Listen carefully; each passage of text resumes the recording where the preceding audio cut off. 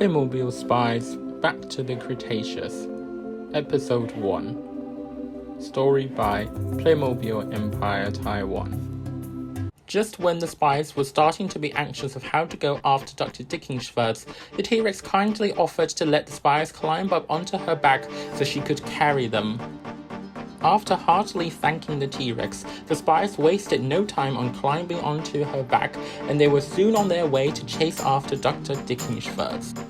However, the Brachiosaurus, after perceiving an aggressive-looking T-Rex chasing after it, ran even faster than before, and the distance between the spies and the doctor only seemed to get longer every second.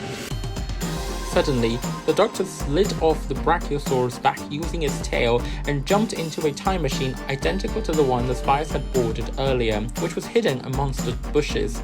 All that the spies could do was to stare at the slowly closing entrance of the time machine with the evil doctor laughing behind it.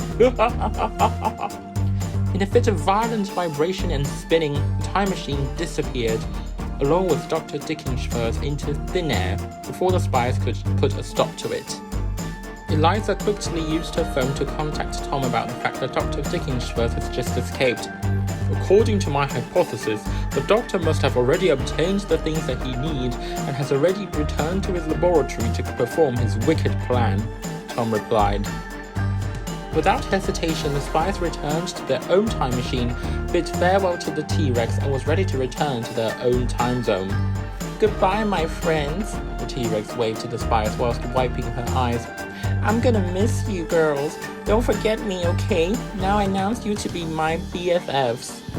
Then the entrance to the time machine closed, and in another fit of vibration and spinning, the spies were gone from the Cretaceous period. When the spies charged into the laboratory of Dr. Dickensschwartz, they found him to be already inside, performing the last step to his evil plan. Stop! Eliza shouted. Do you know what the consequences of this will be?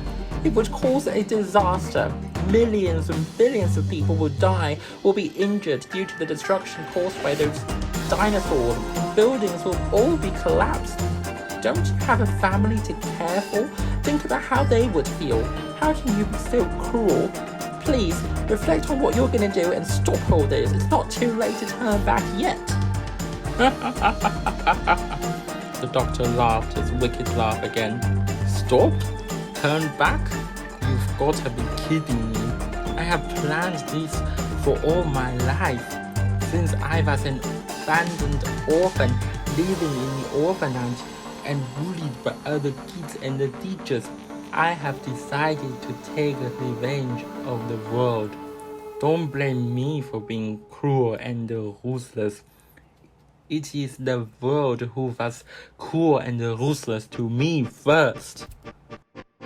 Without warning, Claire calmly walked over to the doctor and slapped him on the face.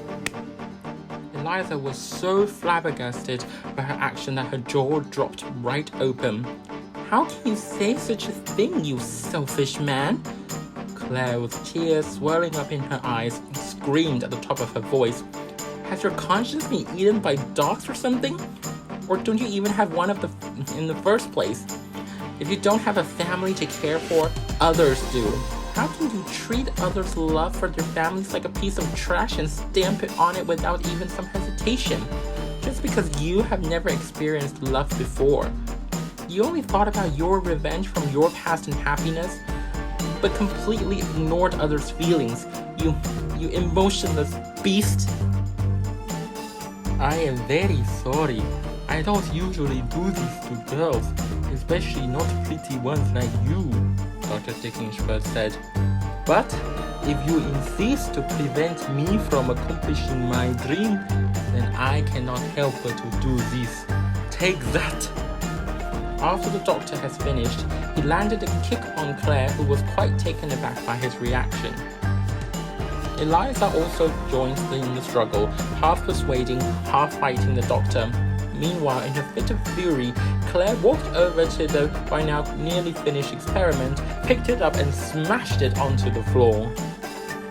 After hearing a loud clash, the doctor hurried over to save his life project, but he was too late, as his evil dream has been broken into millions of pieces, just like the glass of the conical flask, and how the emotions of the people in the world would be if his plan had succeeded.